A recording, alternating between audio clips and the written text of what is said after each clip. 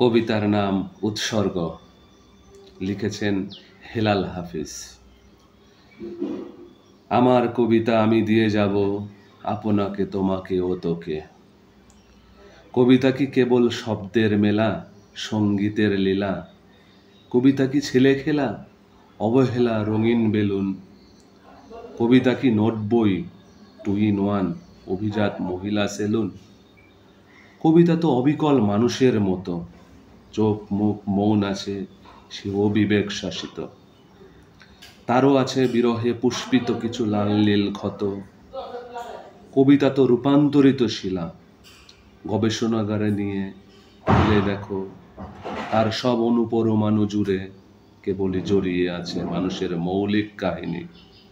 মানুষের মতো সেও সভ্যতার চাষাবাদ করে, সেও চায় শিল্প আর স্লোগানের শৈল্পিক মিলন। তার তা ভূমিকা চায় যতটুকু যার উৎপাদন। কবিতা তো কেঁদে ওঠে মানুষের যে কোনো অসুখে, নষ্ট সময় এলে উঠানে দাঁড়িয়ে বলে, পথিক এ পথে নয়, ভালোবাসা এ পথে গেছে। আমার কবিতা আমি দিয়ে যাব আপনাকে, তোমাকে ও তোকে।